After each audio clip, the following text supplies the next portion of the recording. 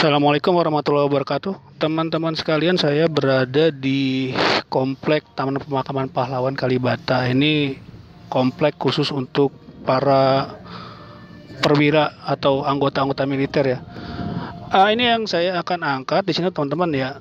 Saya berada di Blok E, di tempat gerbang masuk Taman Pemakaman Pahlawan Kalibata. Dari sana itu ya masuk ke sini. Nah, ini ada di Blok E. Nah, tadi saya agak-agak kebingungan. Kira-kira sebelah mana itu makam 7 pahlawan revolusi itu ya?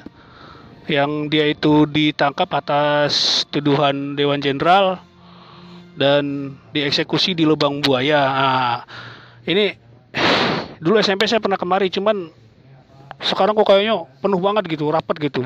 Nah, sekarang ini saya ada ketemu katanya di Blok E, alhamdulillah sama bapak yang lagi duduk di sana itu ya. Bapak tukang itu di Blok E ini nih ada penanda teman-teman. Jadi ada teras sendiri nih. Satu blok ini diterasin. Ini ada 5 ya kan, ada Jenderal Ahmad Yani, Jenderal Suprapto, MT Haryono, S Parman, Sutoyo. Kalau nggak salah ada 2 lagi harusnya nih. DI Panjaitan saya nggak tahu posisinya di mana ya.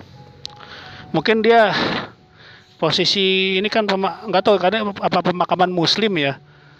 Jadi mungkin di pemakaman Kristen. Jadi ada 6 ini, ada 5 ya. Nah, ini nih. Nah, ini nih tanggal 30 September 1965 itu pernah terjadi ya sebuah tragedi politik ya, perebutan kekuasaan yang saat itu PKI melancarkan tuduhan Dewan Jenderal dengan maksud juga dia membuat sebuah antitesa, yaitu Dewan Revolusi. Jika mereka menang ya kan, setelah itu akan membentuk pemerintahan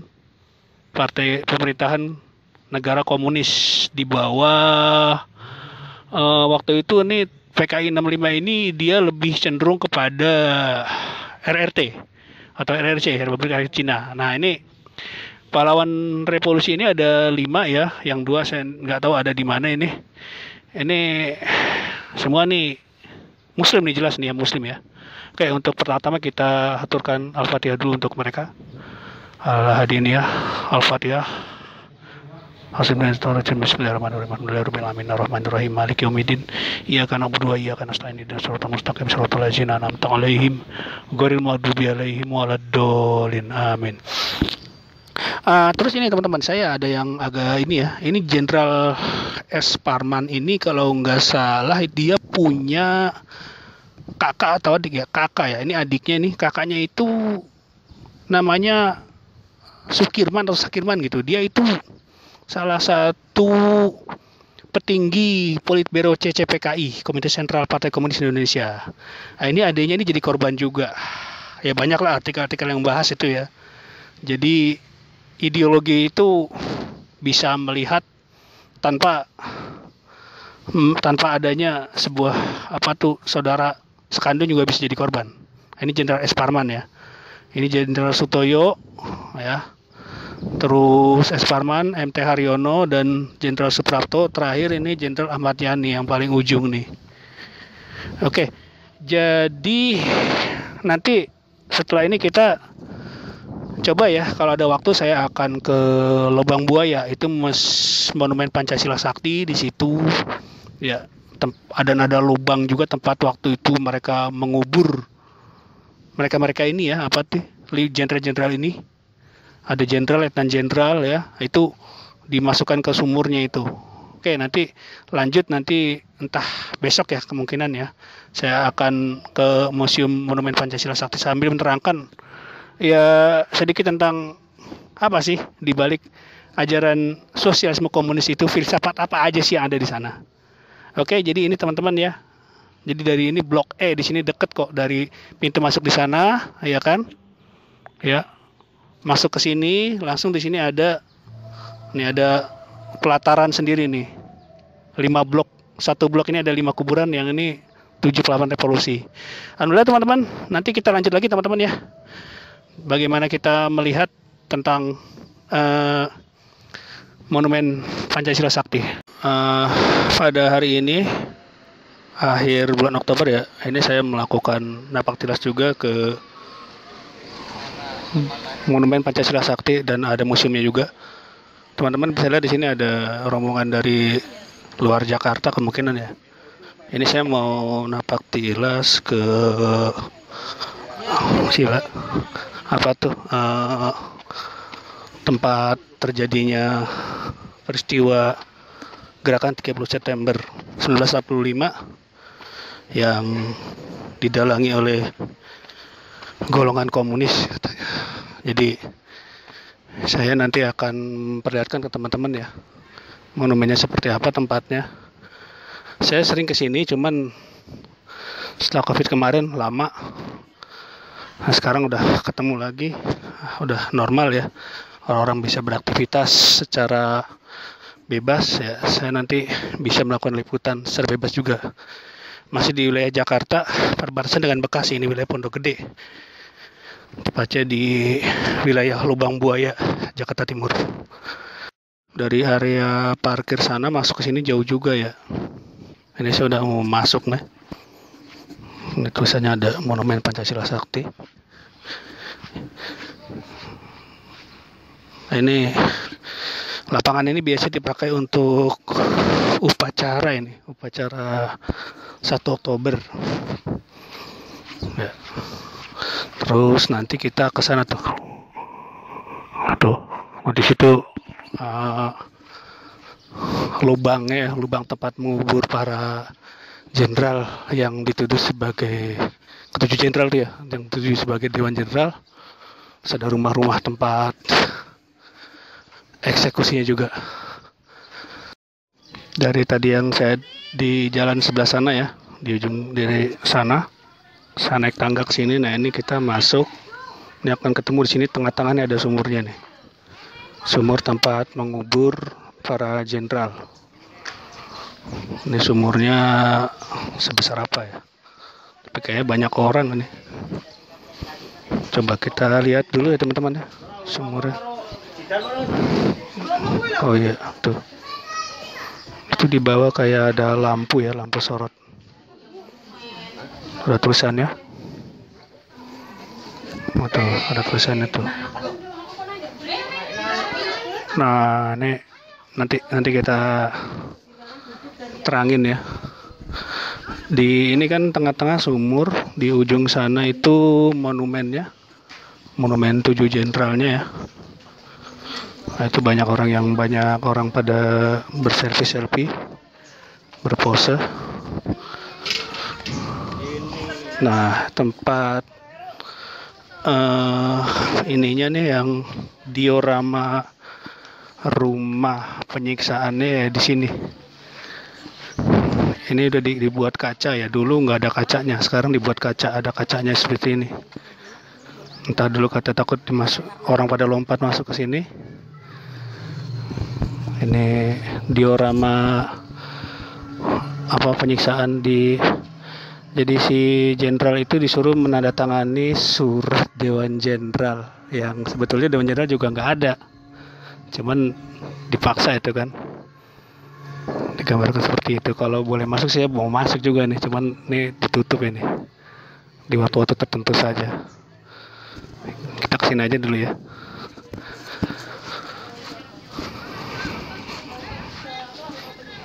Ini rumah penyiksaannya ya di sini ya.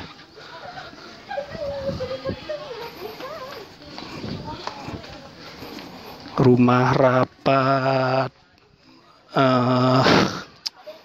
Kepala Politbiro CCPKI sebelahnya ini nih rumahnya. Bisa masuk nggak ya? Coba kita masuk ya. Ini kita baru di ini pos ya. Rumah rapat Politbiro, ini ada pos komando juga aja. Pos komando. Pos komando 1 Oktobernya nih. Digunakan sebagai pos komando bagi pasukan G30S PKI yang berusaha menculik para pahlawan revolusi.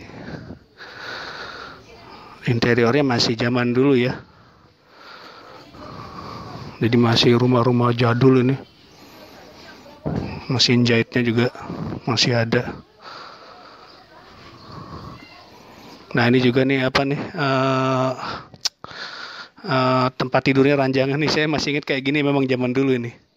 Kemungkinan nggak diganti ini, masih seperti ini. Temboknya sebagian masih pakai anyaman bambu. Coba masuk sini, ini juga sama nih. Ini pos komando untuk gerakan 1 Oktober atau 30 Septembernya. Malam 1 Oktober. Terus nanti di sebelah sana itu dapur umum. Kalau nggak salah dapur umum itu. Yuk kita ke sana yuk. Nah, terus ini dia nih dapur umum. Jadi dapur umum ini tempat untuk orang-orang komunis ini, dia kebutuhan logistik. Jadi kebutuhan untuk masak-masak ya selama operasi penangkapan para jenderal, dan dipaksa untuk ini kurang ya lampunya. Saya matikan lampu, coba saya lighting dulu ya. Lanjut. Ya ini dia nih. Ini ada ranjang juga nih. Ini dapur umum tempat mereka ini masak-masak untuk kebutuhan logistik pasukan yang menangkap jenderal-jenderal yang dipaksa untuk menandatangani surat Dewan Jenderal. Ini baru apa udah lama ya? Ini apa namanya? Tempat buat masak nasi. Ini kualinya nih. Ini tempatnya seperti ini. Ini apa ya? Ini genteng asli dari ketiga. Ini genteng yang masih aslinya kayak gini ya. Coba. Nggak ada mereknya teman-teman. Nggak ada. Kemungkinan masih asli nih.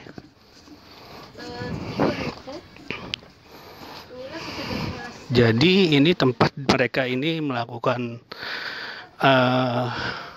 kebutuhan makan-makan ya. Karena beberapa angkatan yang dia itu ikut dalam operasi penangkapan para jenderal itu, seperti pasukan Cakrabirawa, lalu yang sekarang akhirnya dibubarkan ya, pasukan Cakrabirawa itu, lalu Yon 454 dan 530. Jadi Yon 454 itu divisi di Ponorogo, Jawa Tengah, dan Yon 530 itu Jawa Timur dia. Ada beberapa kesatuan itu yang dia ikut terprovokasi dan ikut gerakan menculik para jenderal ini. Nah, terus kita kesini sekarang yuk. Ini kita mau lihat ini siapa-siapa aja jenderalnya ya. Karena udah jauh ya generasi kita ini, tahun 65 yang dulu zamannya Soeharto itu diwajibkan untuk ditonton. Dan itu juga baru dibuat, itu film itu tahun 1980-an lah. Padahal gerakan 30 September itu kan tahun 65 ya. Sutradaranya itu Arifin Cenur. Nah ini ada 7 jenderal ya, sebagaimana kemarin kita di Komplek Makam Pahlawan Kalibata. Apa tulisan itu? Tuh. Sutoyo, Jenderal Sutoyo, Dei Panjaitan, Suprapto, Ahmad Yani yang tengah ini, lalu MT Haryono, setelah itu Jenderal S. Parman yang kemarin saya bilang itu kakaknya, kalau nggak salah dia itu ketua Politbiro juga dari Partai Komunis. Nah ini adanya ini justru dia militer, termasuk yang ditangkap ini. Terus Pierre Tendean, ini yang dia ini menggantikan Jenderal Nasution. Karena waktu penangkapan itu ya dia ini disangka sebagai Nasution. Nah itu dioramanya nih, coba. Membacanya kayaknya dari sebelah sana, dari ujung sana kayak untuk membacanya nih. Dioramanya dari sini ya, apa nih? Bukan patung, ini relipnya ini. Relip tentang gerakan 30 September. Yang sebelumnya juga dulu sebenarnya PKI itu sudah lama ada ya di Indonesia tuh tahun 1920-an lah. Yang menyebarkan paham itu pertama-tama itu Sneflit itu orang Belanda yang dia dari perkumpulan Sosial Demokrat Hindia Belanda menyebarkan paham komunis ke Indonesia. sosial demokrat ya, jadi sosialis demokrat. Itu menyebarkan paham komunis ke Indonesia dari negeri Belanda, dan dia mendapatkan banyak pengikut. Ini kalau nggak salah yang ini nih siapa ya? Yang nunjuk tangannya saya nggak tahu nih. Apakah ini Musso? Saya nggak tahu nih. Nah itu jadi seperti itu. Nah terus di tahun awal-awal ya 1920-an, berarti awal-awal abad 20 itu sudah masuk paham komunis lewat ISDV, Indonesia Socialist Democratic Vereniging, atau perkumpulan sosial demokrat Hindia Belanda yang bawa juga orang Belanda, Snevely. Dan ada juga Adolf Barth. Adolf Barth itu dia sebagai kalau nggak salah dia gurunya Soekarno juga, kalau nggak salah loh ya. Dia itu yang mengajarkan tentang sosialisme itu kepada Presiden Soekarno, karena Soekarno itu kan dia berguru ke siapa aja, ke Cokroaminoto tentang Islam gitu kan, komunis juga dia belajar juga, akhirnya melahirkan konsep ya ini nih, nih. Saya teman-teman lihat ya, tuh ini bukunya nih Nasakom, Nasionalis, Agama dan Komunis. Jadi nasionalis diwakili oleh PNI, Gerakan Nasionalis itu, lalu agama yang diwakili saat itu Nahdlatul Ulama, saya sebut NU aja sekalian ya. Karena yang menolak paham Nasakom ini dari golongan Islam itu ya Masumi. Nah terus yang kom itu ya komunis. Siapa ya? PKI itu sendiri. Ini kalau dia orang yang tadi nih, ini dia Radip ini nih ada nih PKI Madiun ini tahun 1948. Jadi setelah partai paham komunis itu masuk dan menyusup ke beberapa ormas-ormas di Indonesia, PNI dan SI. Nah, SI itu terutama itu dia dimasuki paham komunis oleh Semaun dan Alimin. Nah itu juga dia membawa paham komunis, menjadikan dia keluar dari SI menjadi SI Merah. Nah, SI Merah itu setelah itu berubah menjadi SI, menjadi Serikat Rakyat. Serikat Rakyat itu dia lebih cenderung kepada benar-benar kelihatan komunisnya, dan sesuai dengan perintah dari Komintern atau Komunis Internasional, semua gerakan komunisme harus menamai perkumpulannya sebagai Partai Komunis. Maka menjadilah Partai Komunis Indonesia. Lanjut lagi dari Nasakom ini ya, Nasakom, Nasionalis Agama Komunis ya. Dari golongan agama yang dari golongan Islam dia menolak komunisme itu Masyumi, yang ujung-ujungnya dibubarkan. Jadi Masyumi itu sangat keras menolak ide pencampuran atau pluralisme ideologi antara nasionalisme sekuler, agama yaitu diwakili oleh Islam, dan komunisme yaitu sosialisme komunis. Masyumi tidak menerima konsep itu dan akhirnya Masyumi dibubarkan oleh Soekarno. Apalagi saat itu saya masih ingat itu ada Yel Nasakom, yaitu Nasakom bersatu, singkirkan kepala batu. Maksudnya singkirkan kepala batu itu siapa? Itu yang dimaksud kepala batu adalah Masyumi, karena dia yang sangat menolak keras konsep Nasakom. Itu dari golongan Islam. Dari golongan militer ya, terutama TNI Angkatan Darat, ide pembentukan angkatan kelima, yaitu buruh dan tani dibersenjatai, tahun 1964 menjelang G30S itu ya. Jadi ada ide dari golongan komunis ingin membuat angkatan kelima. Jadi angkatan pertama, 3 angkatan pertama itu angkatan darat, angkatan laut dan angkatan udara, lalu kepolisian 4 angkatan, lalu angkatan kelima mereka menginginkan buruh dan tani dibersenjatai. Ya, itu ditolak oleh TNI.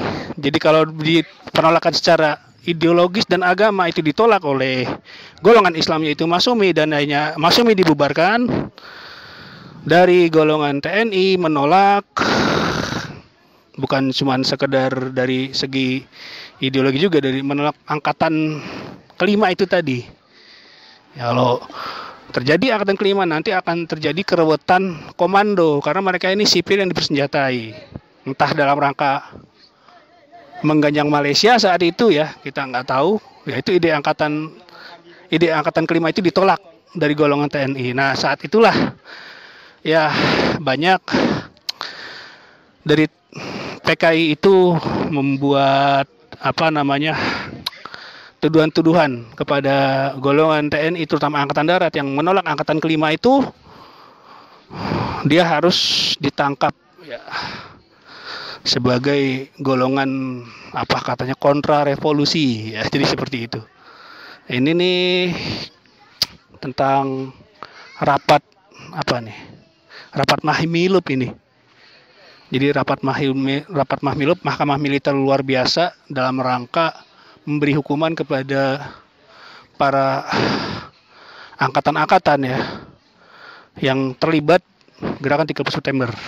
Karena memang saat itu mereka dijanjikan untuk mendapatkan jabatan kalau misalkan nanti mereka bisa menangkap para jenderal, ya kan? Lalu mereka akan dinaikkan pangkatnya. Nah, ini ada surat perintah 11 Maret ini dari Soekarno dalam rangka pemulihan keamanan. Karena saat itu memang rakyat melakukan perlawanan terhadap orang-orang komunis ya. Akhirnya banyak orang-orang yang saat itu belum tentu terlibat komunisme, tapi mereka akhirnya jadi dibantai gitu kan. Akhirnya Soekarno menerbitkan surat perintah 11 Maret kepada Soeharto dalam rangka pemulihan keamanan. Nah, ini surat perintah 11 Maret juga saya belum terlalu detail untuk menjelaskannya. Jadi seperti itu teman-teman ya. Perjalanan ini jauh ya dari zaman Belanda. Jadi Belanda nggak cuma membawa sebuah nilai-nilai kapitalisme liberal gitu kan, tapi juga dia membawa nilai yang bertentangan dengan liberalisme itu. Lawannya yaitu apa? Sosialisme komunis. Jadi kapitalisme itu individualisme dan apa? Hedonisme. Ya, sementara komunis itu dia sosialisme. Ya. Dan komunisme itu dibawa juga, itu lawannya juga. Jadi Belanda sebagai penjajah di negara kita itu nggak cuma membawa satu paham, dia pasti membawa paham-paham yang lain, paham yang bertentangan, tapi ya dua-duanya menjadi korban, membawa banyak korban bagi penduduk di negeri kita. Oke, nanti ini baru awalan saja teman-teman ya. Saya bisa menjelaskan secara ala kadarnya saja dari mulai zaman Belanda, terus zaman 1948 yang saat itu Partai Komunis Indonesia di bawah komando Uni Soviet ya. Nah, itu dia melakukan pembantaian di Madiun. Tahun 65 lain lagi, dia corakkan lebih kepada RRC, lebih kepada Cina. Bahkan sampai saat itu mau dibuat poros Jakarta Beijing. Oke, nanti kita lanjut lagi teman-teman ya. Ini pengunjung juga udah mulai banyak nih, meludak. Kayak dari luar Jakarta semua nih. Nanti saya akan menjelaskan secara panjang lebar apa sih sebenarnya ajaran-ajaran komunis itu. Lanjut teman-teman, tadi kan kita sudah keliling sini ya. Dari penjelasan apa tuh relief yang ada di bawah patung itu tadi. Dari mulai penjelasan awal munculnya paham sosialisme komunis di Indonesia yang dibawa oleh Belanda, Snevely, dengan gerakan ISDV-nya. Lalu di bagian ujung sana itu dia relief tentang tragedi Madiun 1948 yang dipimpin oleh Musso saat itu yang dibawa komando Uni Soviet ya. Lalu di tahun 53 itu Stalin itu meninggal dan akhirnya Soviet itu nggak terlalu komunis banget, jadi dia berubah menjadi garis haluannya perestroika. Saya nggak tahu perestroika itu apa, tapi mereka komunisnya melunak lah. Dan muncul kekuatan komunis yang lain adalah Cina saat itu ya. Nah, jadi tahun 65 itu lebih kental PK-nya itu komunisnya itu komunis Cina. Nah sekarang ini teman-teman saya akan membawakan kalau polemik tentang kayak begini-beginian ya, ini kan sangat kental politik ya. Siapa yang menang dia akan memegang narasi sejarah kan gitu. Kalau saya begini, yang saya khawatirkan generasi sekarang ini ketika dia bicara tentang kekejaman komunisme gitu kan, maka dia akan dituduh sebagai wah Anda antek orde baru kan gitu kan. Atau ketika ada orang yang menjelek-jelekan Soeharto gitu kan, Soeharto tuh banyak KKN gitu kan, korupsi gitu, dia akan dituduh sebagai komunis. Ini kan sesuatu yang nggak produktif gitu. Lucu aja gitu, saling tuduh menuduh. Saya tidak ingin terjebak pada perkara itu teman-teman. Nah ini saya pengen kita ini secara argumentatif, rasional, dan ilmiah saja kita akan bahas. Jadi komunisme itu, teman-teman ya, sosialisme komunis sebenarnya dia itu paham yang dibawa oleh Karl Marx ya, dan Friedrich Engels. Karl Marx itu sebenarnya sih dia nggak murni dia membuat paham sosialisme komunis itu. Nah dia itu sebenarnya dia memodifikasi dari beberapa paham ya. Di antaranya yang pertama itu paham materialisme. Oke, nanti kita kayaknya harus jalan dulu ya, kan di sini banyak anak-anak juga nih. Ini hawa juga udah mulai panas nih. Saya nggak walaupun udah pakai topi ini, tapi panasnya tuh di badan saya nggak kuat. Nanti kita sambil jalan aja ya. Sambil jalan saya akan sambil menjelaskan juga. Kita sambil jalan aja. Jadi begini teman-teman, ide sosialisme komunisme itu sebenarnya ide yang sudah lama ada. Dia ada di tahun Karl Marx itu kan merumuskan sosialisme komunis versinya itu tahun 1818 lah, bersama dengan temannya itu, kawannya itu, Friedrich Engels. Nah, sebenarnya ide-ide Karl Marx itu nggak murni, dia itu buatan dari Karl Marx seorang diri. Nah, ternyata ide materialisme ya, yang kalau di kita itu ateisme ya, ide materialisme itu sebenarnya ya ide yang sudah ada lama. Jadi ide itu sebenarnya ide yang sudah dibawa oleh Feuerbach. Louis Feuerbach itu seorang filosof Jerman. Dia membawa sebuah paham tentang materialisme. Materialisme menurut Feuerbach adalah bahwasanya segala sesuatu itu berawal dari materi. Manusia adalah makhluk sosial. Nah, kayak gitulah. Nah, pandangan Feuerbach terhadap agama, bagi dia itu agama adalah sebuah pengasingan diri manusia, pengasingan religius gitu kan. Nah terus oleh Karl Marx, ide pengasingan religius ini diubah menjadi propaganda, atau namanya apa ya, diubah secara kata-kata menjadi agama adalah candu. Jadi kayak begitu itu dari Feuerbach ya. Sebenarnya ide materialisme itu dari Feuerbach sudah ada. Lalu tentang ide dialektika. Dialektika itu yang terkenal di dunia komunis itu dialektika materialisme dan dialektika historis. Nah, dialektika itu sebenarnya sudah ada filosof dari Jerman bernama Friedrich Hegel. Hegel itu merumuskan bahwasanya dunia ini terdiri dari sebuah mekanisme saling menegasikan, saling konflik gitu loh. Tapi masalahnya kan rumusan dialektika Hegel itu lebih cenderung bersifat abstrak, bukan materi. Jadi dia lebih bersifat abstrak. Hegel itu mengatakan bahwasanya di dunia ini ya satu sama lain saling bertentangan dan menghasilkan sebuah kesimpulan gitu, sebuah jalan tengah, seperti perkataan ada sebagai tesa gitu kan, tiada sebagai antitesa, lalu jadi sebagai sintesanya. Jadi seperti itu. Lalu siang sebagai tesa, malam sebagai antitesa, hari sebagai sintesanya. Itu menurut Hegel. Lalu dalam dunia ruh ya, dunia spiritual, Hegel juga merumuskan adanya konsep surga sebagai tesa, neraka sebagai antitesanya, lalu akhirat ya menjadi sintesa. Jadi skenario tesa, antitesa, sintesa itu ya sebenarnya sudah dirumuskan oleh Hegel. Masalahnya oleh Karl Marx sendiri itu dirumuskan kembali dalam bentuk yang lebih materi, diterangkan pada tataran materi. Kalau tadi kan masih tataran bersifat abstrak ya, ada, tiada, jadi, ya kan, surga, neraka, akhirat gitu kan. Lalu apa lagi? Ya macam-macam seperti itulah, malam, siang, malam menjadi hari gitu kan, sintesanya adalah hari. Nah, terus oleh Karl Marx itu dirumuskan lagi dalam bentuk materi. Apa?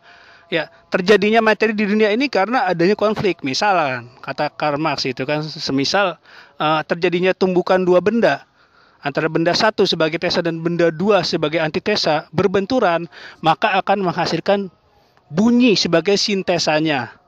Itu Karl Marx seperti itu tuh. Maka ya dalam dialektika materialisme itu ya pandangan orang-orang sosialisme komunis memandang dunia ini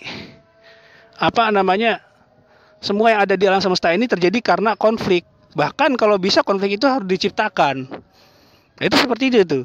Jadi jangan heran kalau mereka juga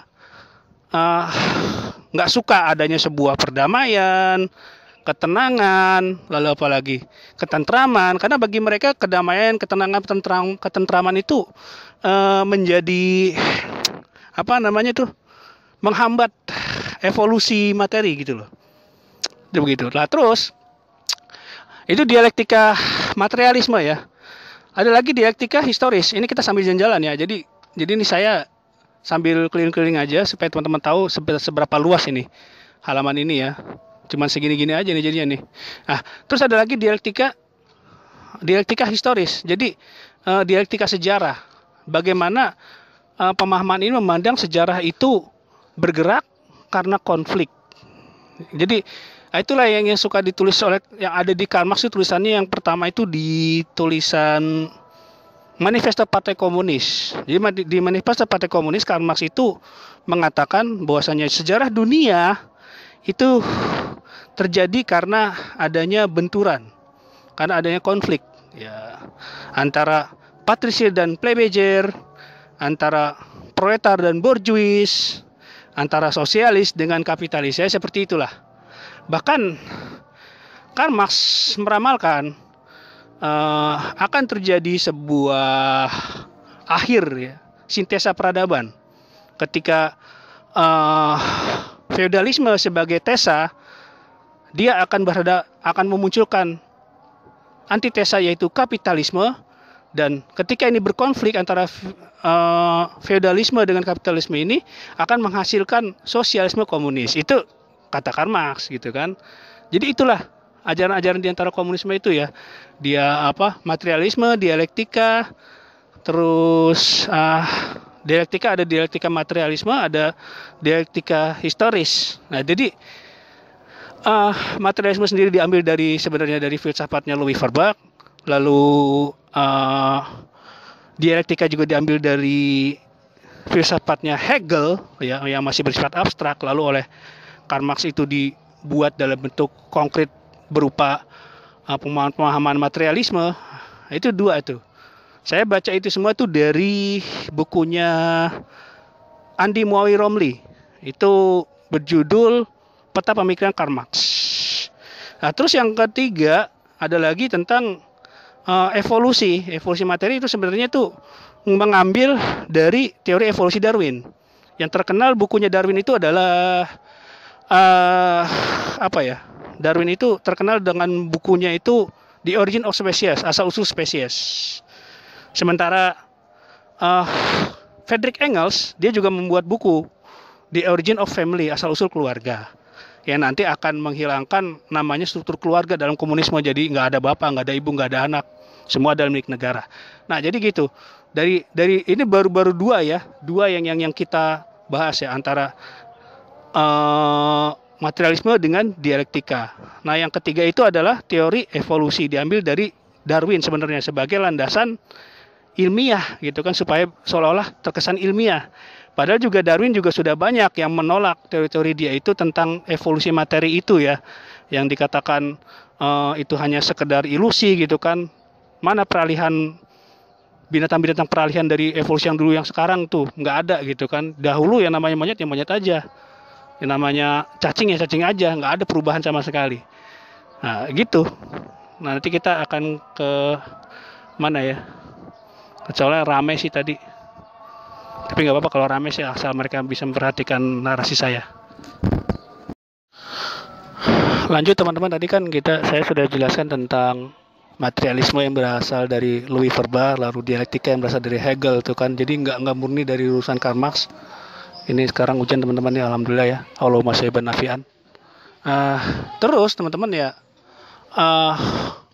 terus tadi kan teori evolusi ya sebagai landasan ilmiah itu sebenarnya dari Charles Darwin.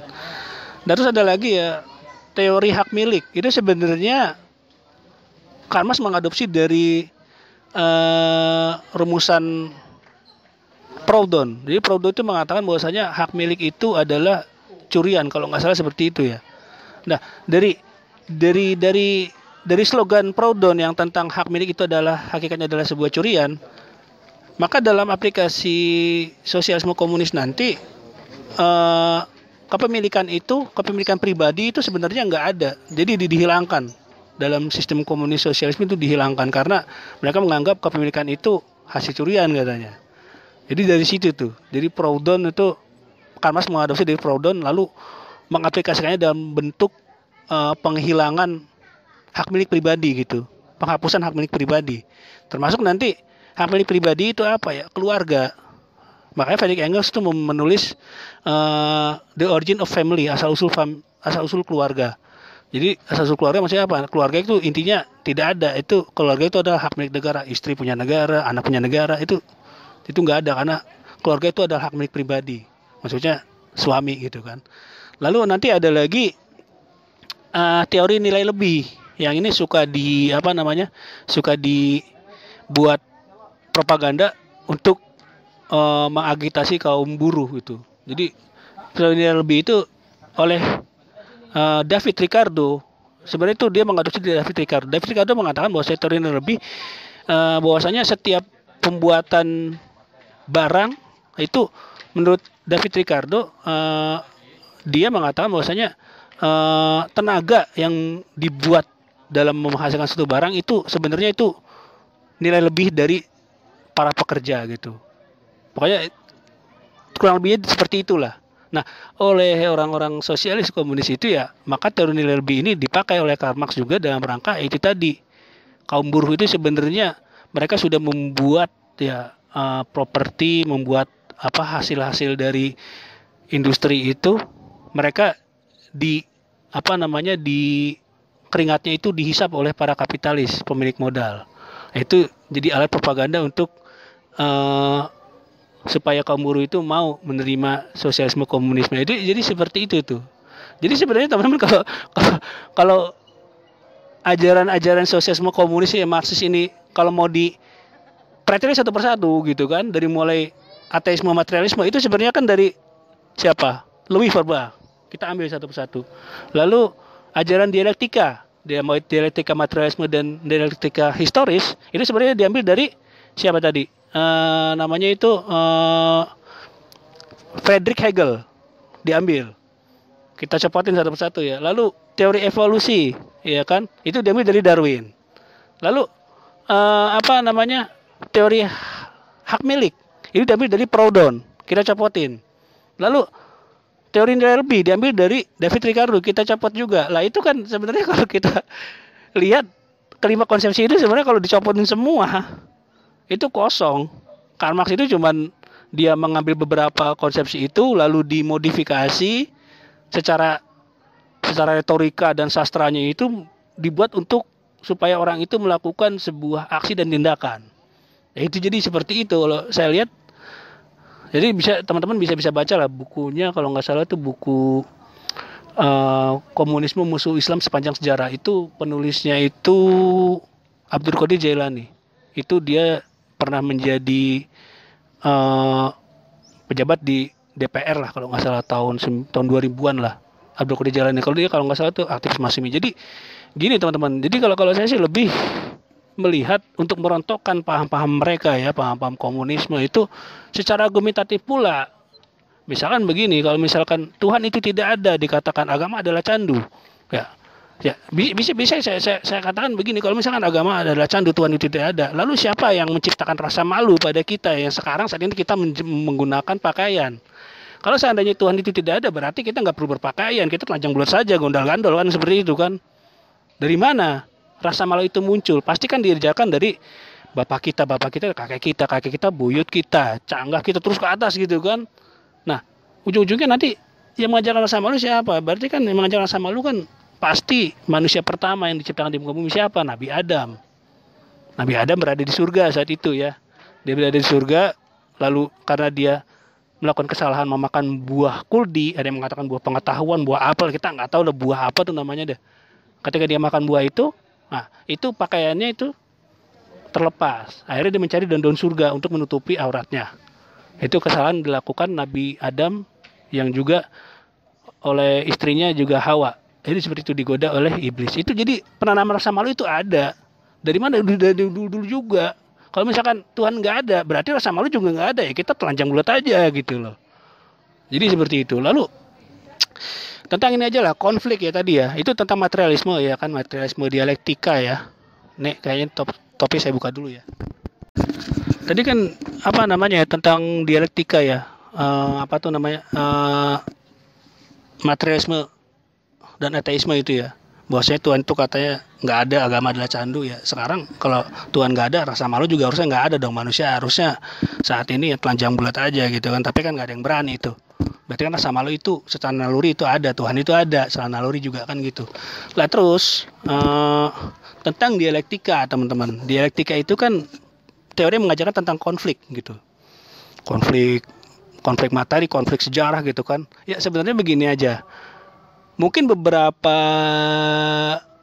bentuk konflik itu mungkin ada dalam kehidupan, di alam semesta manusia kehidupan ini mungkin ada. Cuman masalahnya, apakah semua itu mutlak untuk diterapkan pada semua bidang kehidupan? Konflik itu.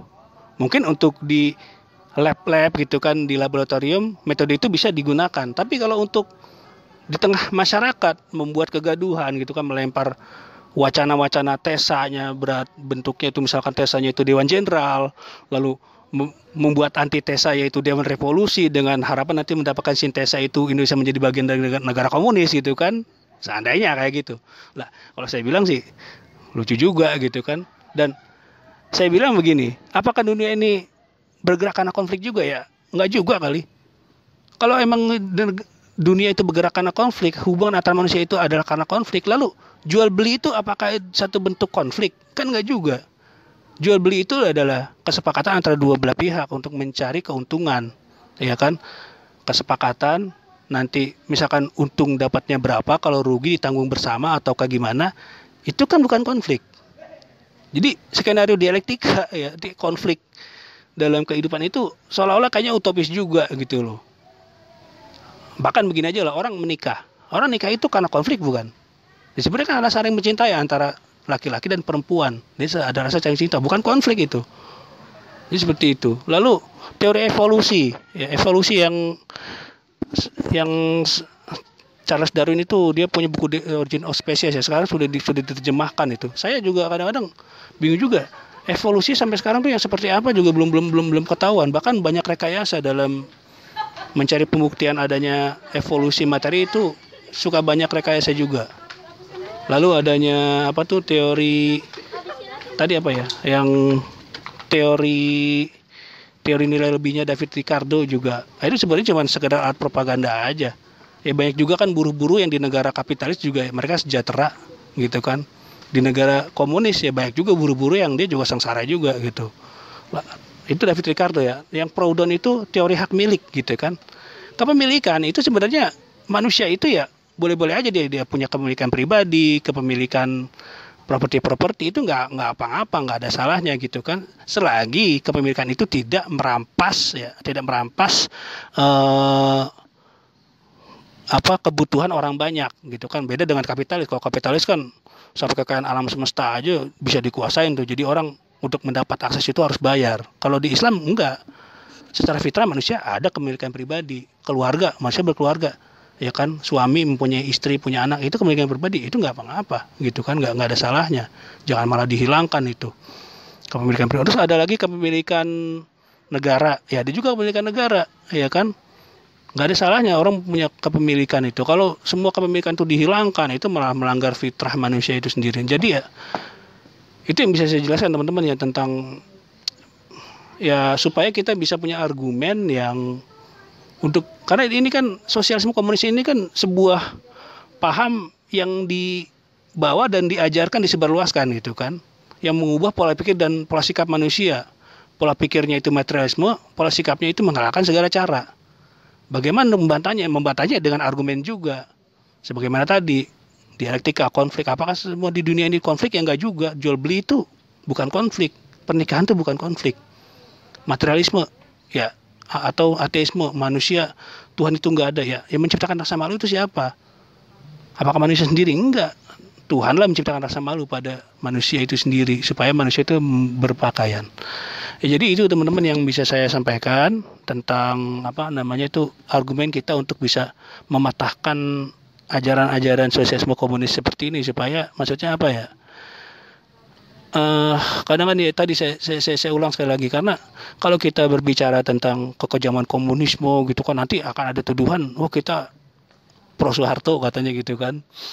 Kalau kita yang jelek-jelekin ya zaman Soeharto Orde Baru akan dituduh PKI ya gitu kan, dituduh sebagai anti komunis. Ya itu lucu aja sih, saya bilang sih. Kalau kita ada argumen maka dibantah dengan argumentasi juga.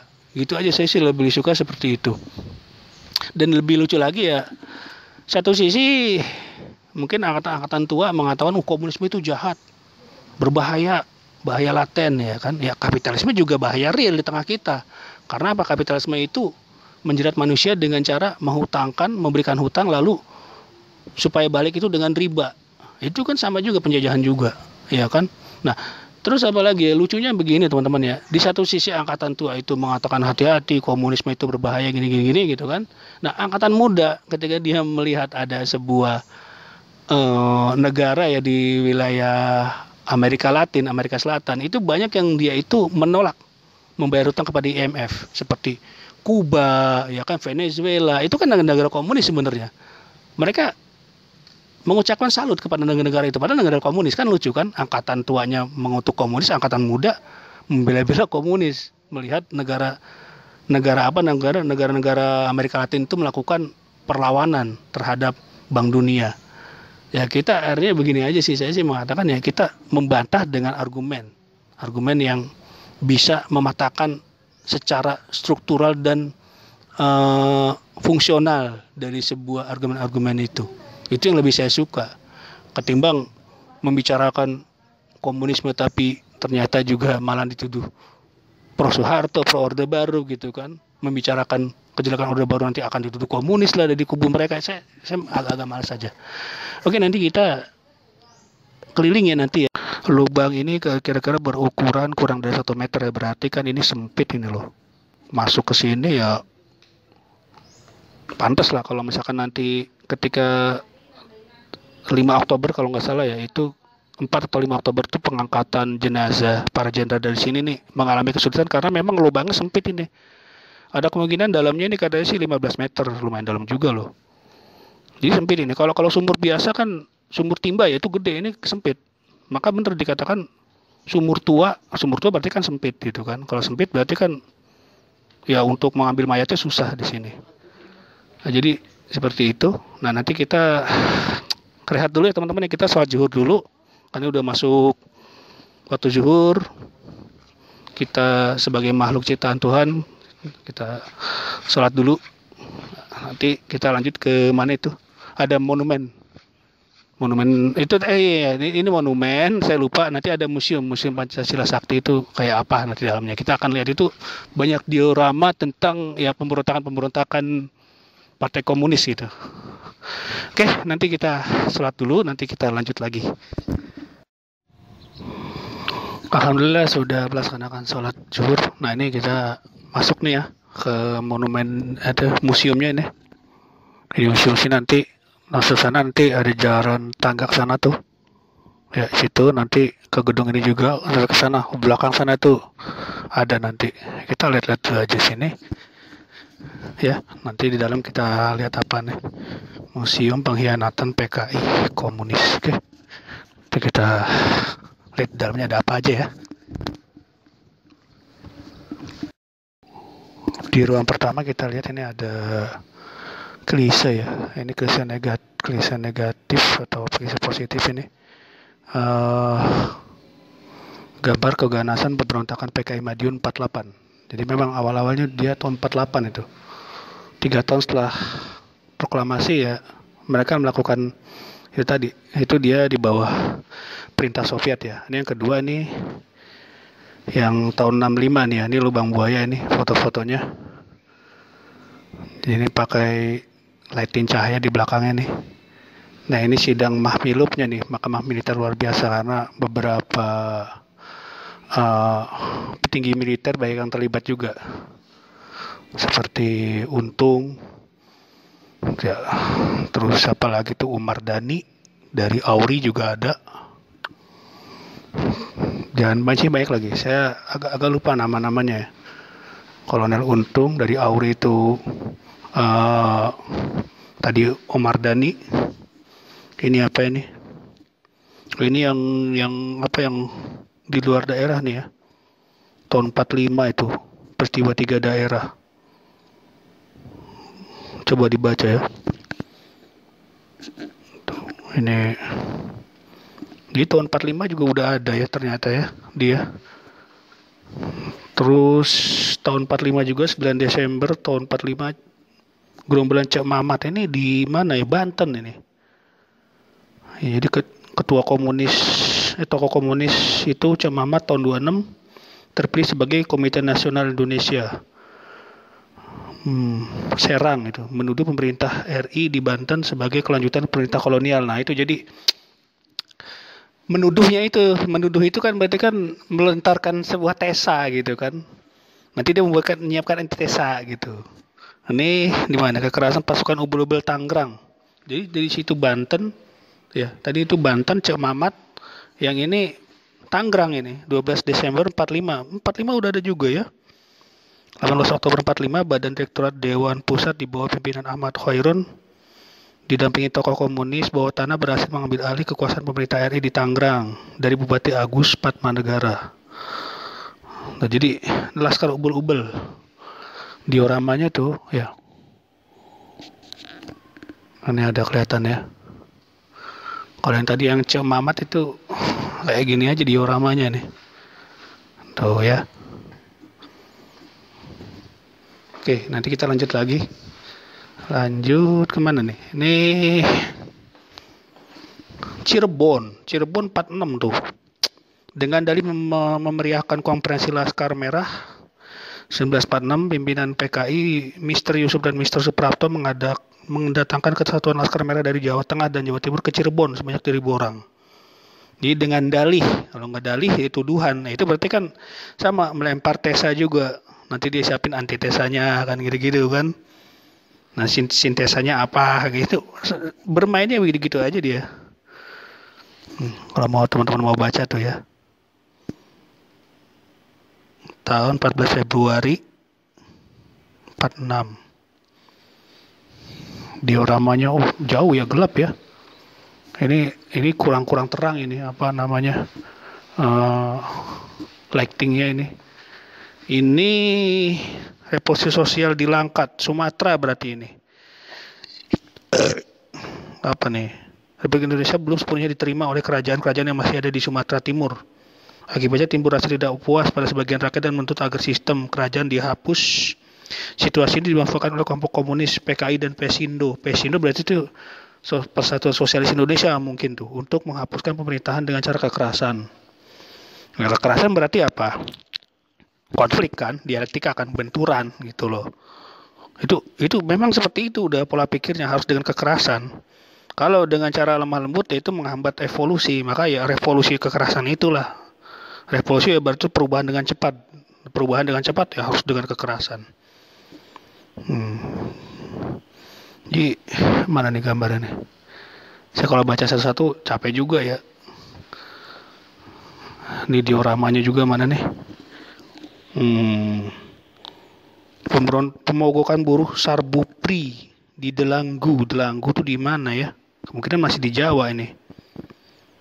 Salah satu usaha PKI menjatuhkan wibawa pemerintah RI adalah mengacaukan perekonomian melalui aksi pemogokan buruh. Nah, mengacaukan perekonomian berarti kan membuat konflik, mengacaukan. Dia nggak mau kehidupan itu berjalan dengan apa namanya, berjalan dengan ketenangan gitu kan, berjalan tentram biasa gitu. Dia maunya ya kehidupan itu ya harus ada konflik, maka ya membuat kekacauan pasti. Ya, mengacaukan perekonomian melalui aksi pembukaan buruh pada tanggal 23 Februari 48, 15.000 buruh pabrik Goni, Karung Goni berarti, dan 7 perusahaan perkebunan kapas milik pemerintah Delanggu, Klaten, Jawa Tengah nih, melancarkan aksi mogok total. Mereka anggota Serikat Buruh Perkebunan Republik Indonesia, Sarbupri, di bawah naungan SOPSI, organisasi massa PKI. Ya. Mengajukan kenaikan upah. Sulit diterima pemerintah tuntutan itu, Kak, sebab negara sedang mengalami kesulitan ekonomi yang parah. Lagi kesulitan ekonomi, ya dia demo tuh. Demo ya sampai-sampai ya ribut, membuat kekacauan. Nah, itu emang ya sengaja dibuat konflik itu diciptakan terus. Nih pengacauan Surakarta. Nah, mengalihkan Surakarta 48. Tadi tuh tahun berapa ya? Tadi 48 sama ya, Sarbupri 48. Ini juga Surakarta nih 48. Ini dioramanya nih. Tuh ada lampunya ya. Dioramanya. Pasti gambar-gambar itu kekacauan, keributan gitu.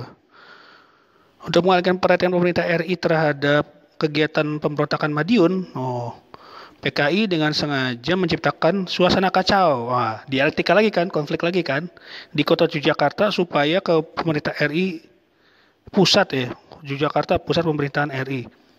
Terbunuhnya Kolonel Sutarto, Panglima Divisi, panjang nih, teman-teman baca aja ya, di screenshot dibaca aja tuh. Jadi ya sengaja dibuat kacau gitu kan.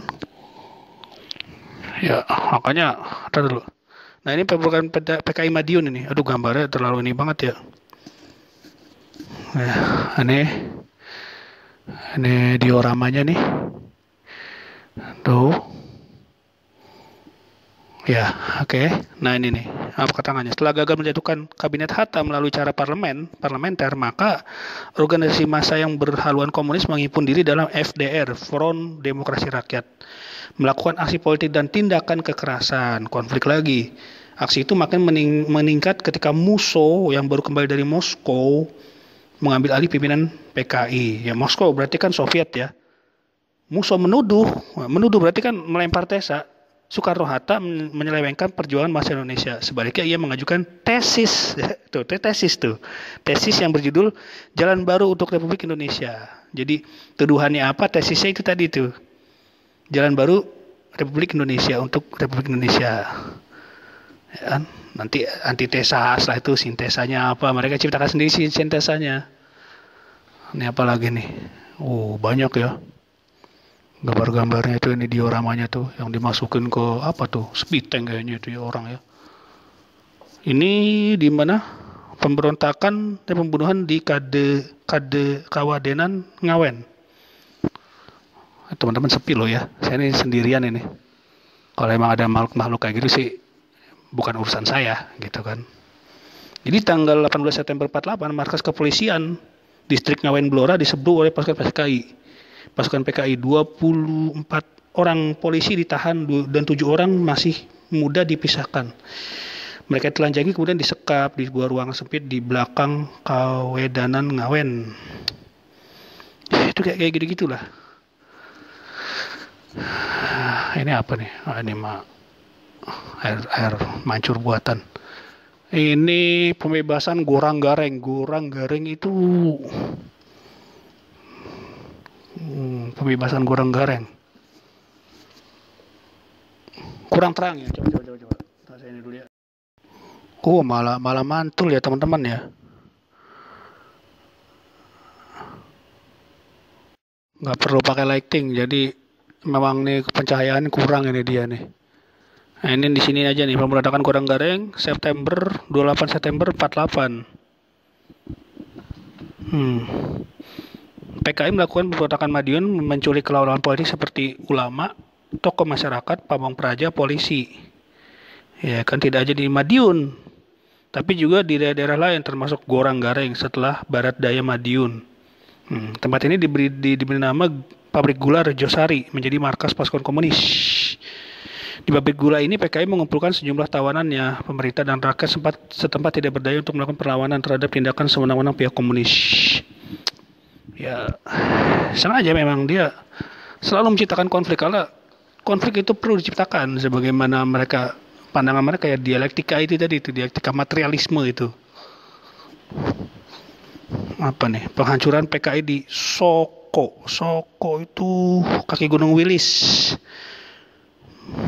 Ponorogo ini berarti ini operasi penghancuran PKI ini. Gelap ya teman-teman ya. Kurang ini. Cahayanya kurang ini. Ini terlalu banyak tulisannya nih. Jadi ya kalau bisa dikatakan ya benar yang narasi saya tadi itu. Materialisme ya kan, atau ateisme, sebagaimana mereka Tuhan itu adalah sebuah konsep hayali, ya mereka yang beragama itu adalah pengasingan religius. Tuh, pembantaian di Dungus. Oh, gelap juga teman-teman ya. Coba. Dengan pikiran bahwa Madiun tidak mungkin dipertahankan, maka sebelum pasukan TNI masuk ke kota ini, tanggal 30 September 48, tokoh PKI dan pasukannya mengundurkan diri ke desa Kresek, Kecamatan Wungu, Kawedanan Dungus, setelah sebelah barat daya, sebelah tenggara kota Madiun. Rupanya daerah ini sudah dipersiapkan sebagai basis pengunduran serta pertahanan PKI. Dalam pengunduran diri, pasukan PKI membawa banyak tawanan yang belum sempat dibunuh. Coba kalau ini foto siapa nih? Musso ini ya. Coba di lighting ya. Nah itu tuh Musso tuh kayak gitu tuh. Musso pimpinan pemberontakan PKI di Madiun tahun 48. Ini monumen Kresek di Madiun. Ini sama pencahayaannya kurang ini. Ini judulnya nih Musso tertembak mati. Ya. 1 Oktober 48 TNI berhasil menguasai Dungus dan yang dijadikan PKI sebagai pengunduran diri. Ya kan, para pimpinan PKI dan pasukannya melarikan diri ke arah selatan, menguasai Ponorogo. Ini nih isinya nih tentang Musso ini, pimpinan PKI 48 ini. Ini apa nih, ada. Ah, ini kan kalau gini terang ini kan. Nih, Madiun telah direbut kembali, ya kan? Madiun mulai digempur dari 3 jurusan. Nah, ini si Musso nih, pimpinan PKI ini. Yang tadi di relief itu dia pakai topi model kayak menir Belanda itu dia Musso itu. Terus banyak juga ya 4 Oktober 48 pembunuhan massal di Tirtomoyo. Nih coba nanti teman-teman di screenshot baca sendiri tuh ya, soalnya panjang ini teks-teksnya ini ya. Kita ke atas lanjut. Ini diorama penangkapan Amir Saripudin, tokoh PKI 48 ini. Ini penangkapan Amir Saripudin 29 November 48. Usaha PKI mengadakan konsolidasi di daerah Gunung Liman dipersiapkan pusat pertahanan setelah kekalahan mereka di Madiun berhasil digagal TNI. Ya. Di Ponorogo juga gagal. Amir Saripudin dan Musso dikawal oleh 2 batalion yang cukup kuat melarikan diri ke Gunung Gamber di sebelah barat Madiun. Di tengah perjalanan mereka berpisah. Setelah melalui perjalanan panjang sulit, Amir Saripudin akhirnya tiba di daerah Purwodadi. Panjang. Banyak ya berarti. Amir kalau tokoh DITI itu, NI itu Amir Fatah kalau nggak salah. Kalau dia Amir Saripudin nih tokoh PKI. Ini apa nih? Ini serangan gerombolan PKI ke asrama polisi 6 Agustus 51. Oh, banyak ya. Di Merapi Merbabu ini. Jadi, ya teman-teman nanti baca aja nih, ntar di screenshot dibaca aja nih kayak gini nih teksnya. Jadi sengaja ya dia juga menciptakan kerusuhan gitu. Ketika negara lagi susah ya kan. Jadi, senang dia membuat konflik-konflik dan kerusuhan. Ini peristiwa Tanjung Morawa 16 Maret 53. Ini cahayanya terang nih lumayan ini. Dioramanya kelihatan tuh. Ya. Itu tuh. Oke, nanti kita ke atas lagi. Ini kita naik ke atas berarti nih. Ini di lantai 2 nih saya ngelihat ada kayak bendera RRC ini ya. Tapi warnanya yang merahnya udah pudar nih. Jadi ada bintang sama bintang 4 tuh melingkar di kanannya itu ya. Coba agak-agak sini ya tuh. Teman-teman bisa lihat ya. Ini juga bendera apa ini ya? Jadi situ ada tulisan tuh bendera yang dirampas dari yang dirampas dari PGRS, Pasukan Gerilya Rakyat Sarawak. Sarawak itu berarti kan wilayah-wilayah dekat Malaysia ya. Wilayah Malaysia gitu. Ini baju kemiliterannya nih. Tulisannya ini kayaknya kanji Cina ini. Tulisan kanji Cina kayaknya. Nah itu Paraku, ada tulisan Paraku di situ. Nggak kelihatan teman-teman ya. Coba. Ada bantuan cahaya di sini nih. Ada tulisan Paraku di situ. Terus di bawahnya tuh ada huruf-huruf Cina ini. Coba. Tuh, ada huruf-huruf kanji. Itu ada keterangan di situ tuh. Perangko yang dicetak seri Presiden Soekarno tahun 64. Oh, menjelang G13 ya. Tanggal 13 September PKI berusaha mengambil alih pemerintahan RI. Usaha kudeta ini dapat digagalkan oleh Presiden Jenderal Soeharto dalam persiapan kudeta perangko seri Soekarno tahun 64 yang bertuliskan Republik Rakyat Indonesia. Ini rupanya akan beredar jika kudeta PKI berhasil.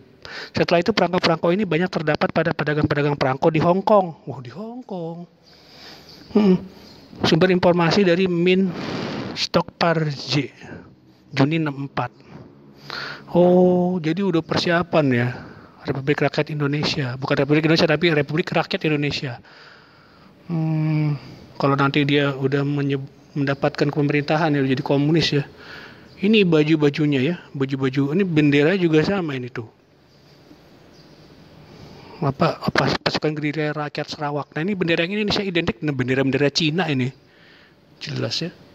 Karena memang saya udah bilang memang corak PKI tahun 65 itu ya itu Cina gitu kan, coraknya bukan Soviet lagi. Nah ini apa nih? Hidup Kongres Nasional keempat Partai Komunis Indonesia. Oh itu kayak gitu ya. Simbolnya itu bintang merah ya, tulisan ada PKI, kanan kiri padi kapas melingkar. Oh. Ya. Ini apa nih lahirnya? MKTBP. PKI. Apa tuh? Metode kombinasi 3 bentuk perjuangan. Metode ini dirumuskan dalam Kongres Nasional kelima PKI 14 Maret 54 antara lain berisi pertama perjuangan gerilya di desa yang terdiri kaum buruh dan tani miskin. Kedua, perjuangan revolusioner kaum buruh di kota, terutama buruh angkutan. Ketiga, bekerja intensif di kalangan musuh, terutama di kalangan angkatan bersenjata. Kayak gitu ya.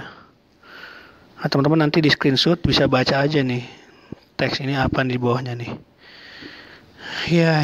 Terus ini apa ini ya? DNID diadili tahun 55. Ini maksudnya apa nih?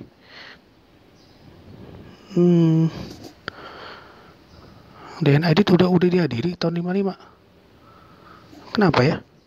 Sejak tahun 52, DNID meningkatkan agitasi dan propagandanya di segala bidang, antara lain dengan mengeluarkan statement Politburo CCPKI 13 September 1953 yang berjudul Peringati Peristiwa Madiun secara intern. Dalam statement dimuat dalam surat kabar PKI Harian Rakyat 14 September 53, PKI secara terang-terangan sengaja menghina pemerintah RI dengan menyatakan bahwa pemberontakan Madiun tahun 48 bukan dilakukan oleh PKI, tetapi akibat provokasi pemerintah Hatta. Nah, ini main lempar antitesa lagi nih, tuduhan. Statement tersebut pada hakikatnya adalah agitasi dan propaganda PKI untuk membersihkan dirinya dari aksi pemberontakan dilakukan di Madiun tahun 48 dalam rangka mencari dukungan massa. Untuk mempertanggungjawabkan statement tersebut, Sekretaris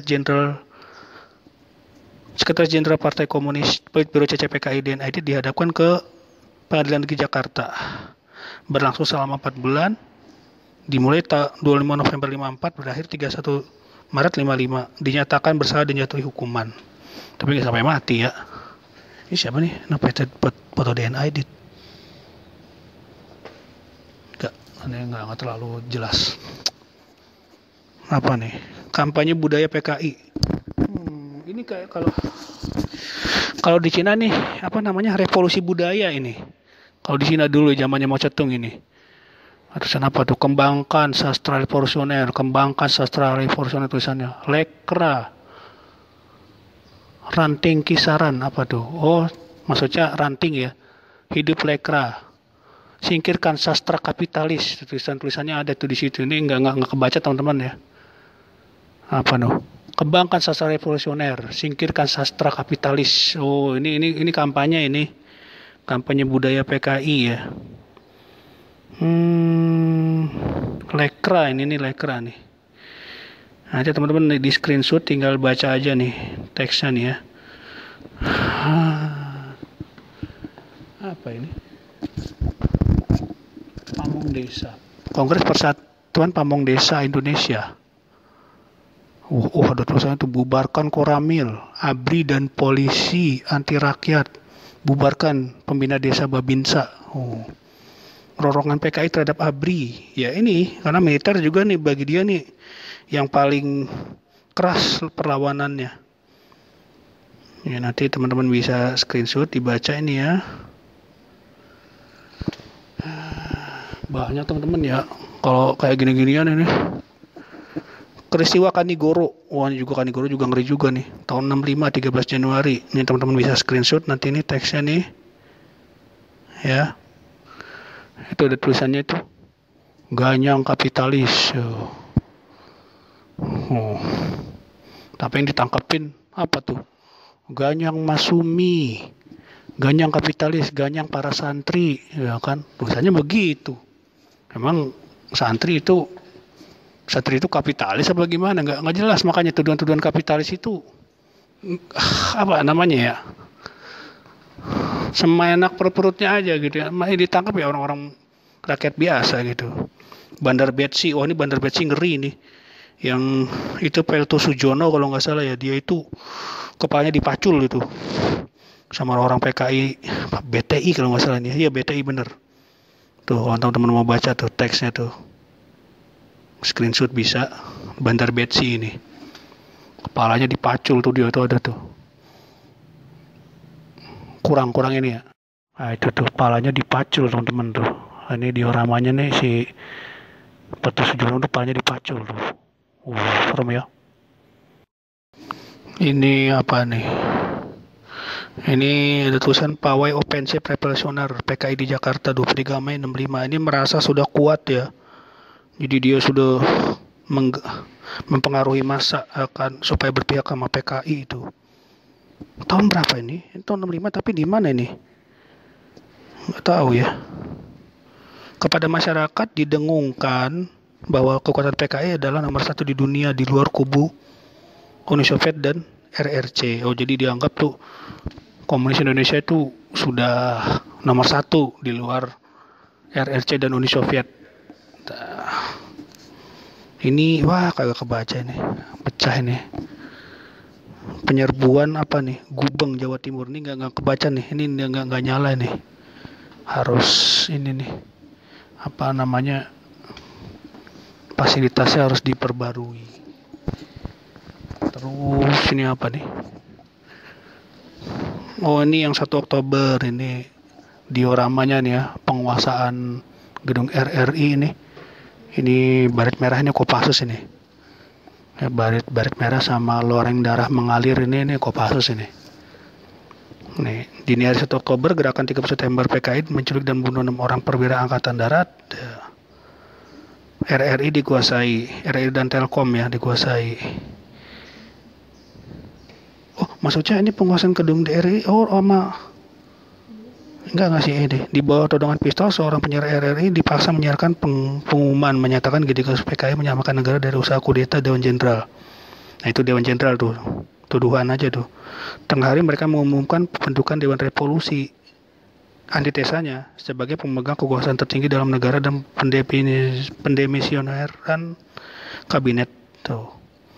Untuk menghentikan pengumuman-pengumuman menyesatkan rakyat itu, Kostrad Majen Soeharto telah mengambil alih sementara pimpinan Angkatan Darat dan memerintahkan RPKD, dulu belum Kopassus, RPKD, untuk membebaskan gedung RRI Pusat dan gedung Telkom dimulai 1830. Ya, benar-benar. Jadi kita nih banyak ini ya dioramanya nih. Kayak apa nih? Ini apa nih? Peristiwa Kentungan Yogyakarta 2 Oktober 65. Masih berjalan ya. Ini cuman udah rusak ini tulisannya nih.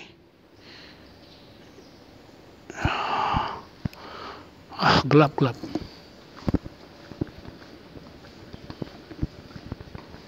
Ini rapat umum Front Pancasila. Ini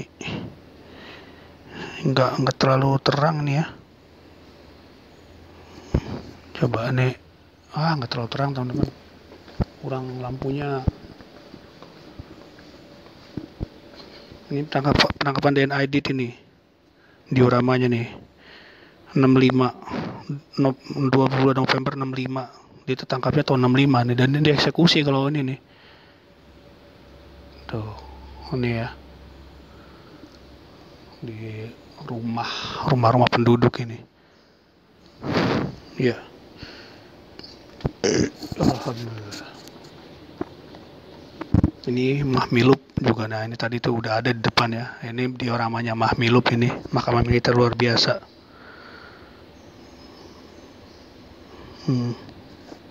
Itu berlangsung di Gedung Bappenas Jakarta. Gedung Bappenas itu berarti yang dulu pernah jadi. Ini fotonya nih. Gedung Bappenas ini. Ini dulu katanya sih pernah jadi pernah jadi loji Freemasonry. Coba ini ada lagi nggak nih? Ini banyaknya diorama nih ya. Ini ini lo foto ini.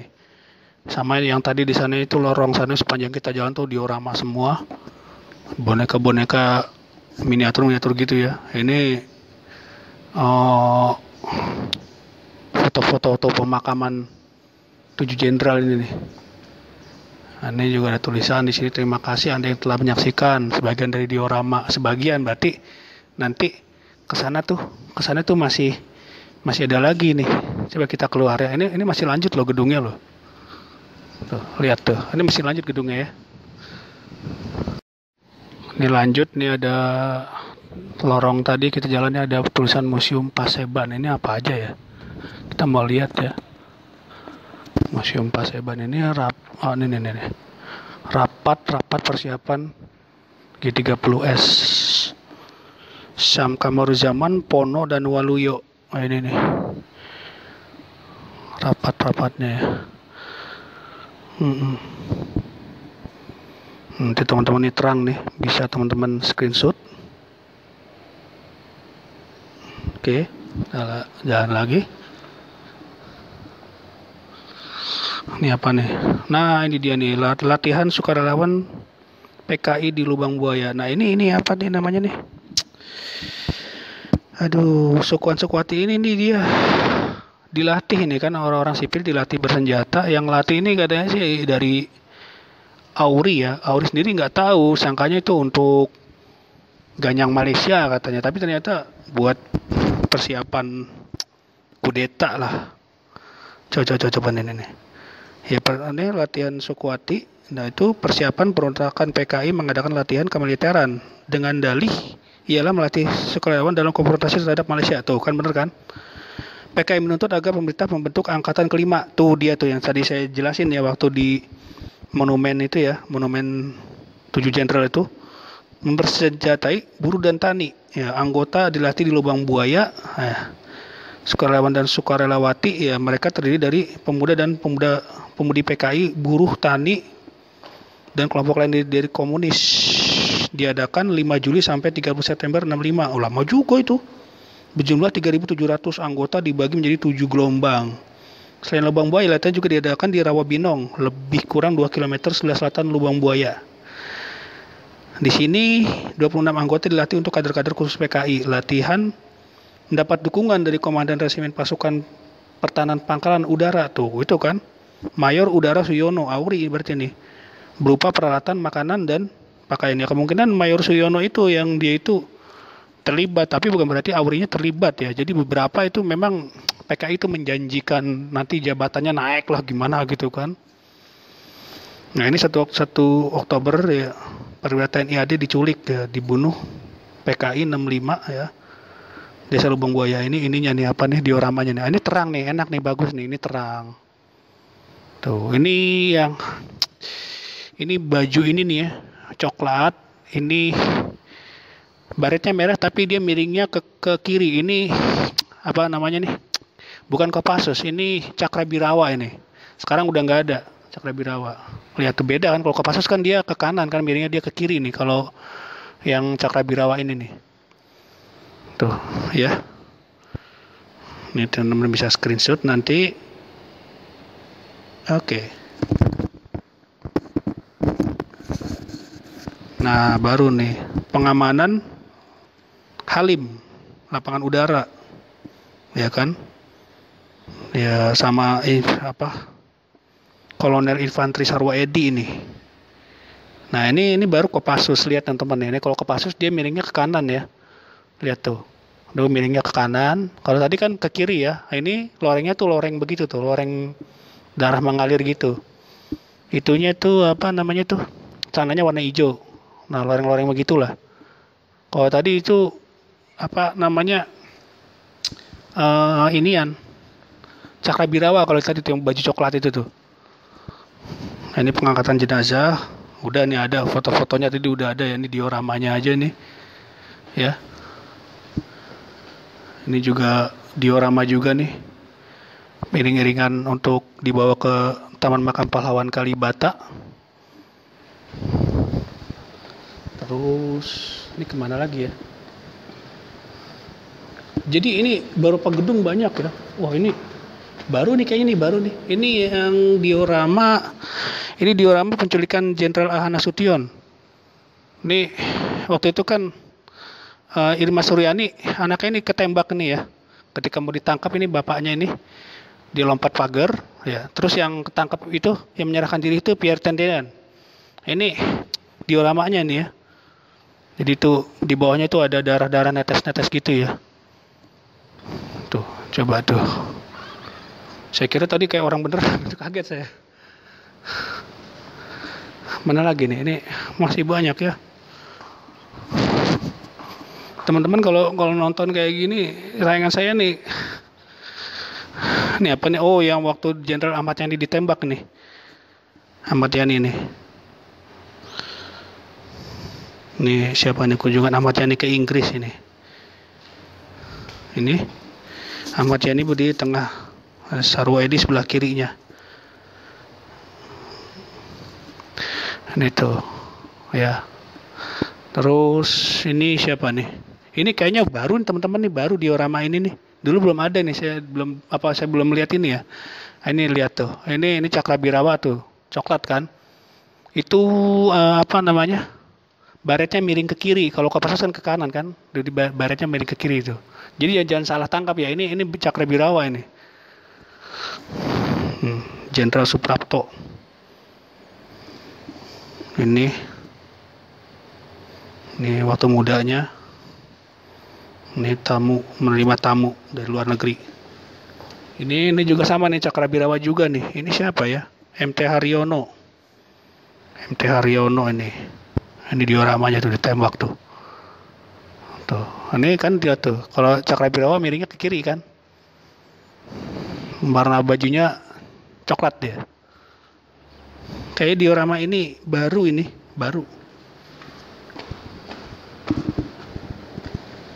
Ini apa lagi nih? Ini sama nih. Pasukan Cakrabirawa juga sama ya. Iya, karena begini, ini Cakrabirawa ini kan setingkat dengan Pas Pampres kalau sekarang. Nah, dia ini emang ini siapa nih? Mayor S. Parman. Nah, S. Parman itu yang kakaknya itu dia Sukirman atau Sakirman. Dia juga tuh Politbiro Partai Komunis. Ini adanya ini malah militer jadi sasaran ini. Lihat tuh. Karena Cakrabirawa itu kan dia kan setingkat Pas Pampres ya, pasukan pengaman presiden. Jadi ya jenderal itu menganggap perintah penangkapan itu suruh menghadap Presiden Soekarno. Mereka menganggap benar-benar akan dibawa menghadap Presiden Soekarno. Ini dari Panjaitan. Tuh, ini tuh. Ya. Jadi ini semua nih pucuk terdepannya ini. Yang paling depan ini, yang paling maju terdepan ini ya ini kan apa namanya nih, Cakrabirawa, karena dia kan pasukan pengaman presiden atas nama perintah dari Soekarno. Ya mereka harus dibawa ketemu Soekarno katanya, walaupun cuman pakai piyama gitu kan, belum sempat pakai ganti baju. Ini nih Jenderal Sutoyo S.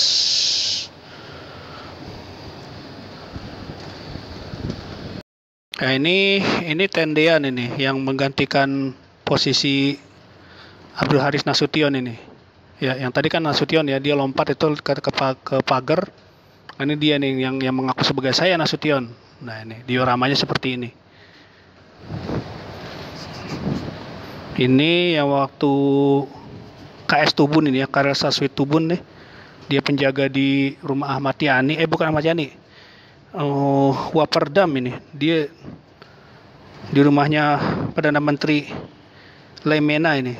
Ini berdekatan dengan kediaman Jenderal Aha Nasution. Dia kena tembak dia sama Cakrabilawa. Cakrabilawa yang dia itu ikut komunis. Oh ini lebih serem lagi nih, apa nih? Oh yang tadi juga ada Irma Suryani tadi nih, yang dia ketembak. Ini Cakrabilawanya ini ya kena tembak tuh. Ini dioramanya.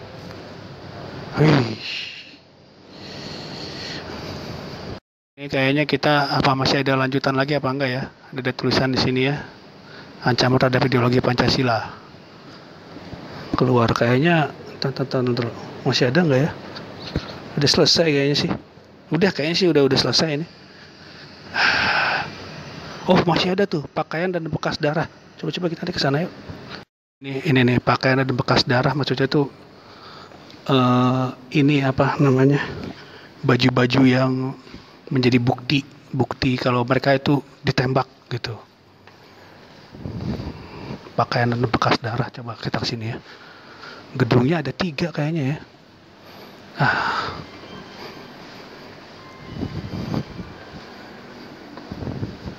Mana ini?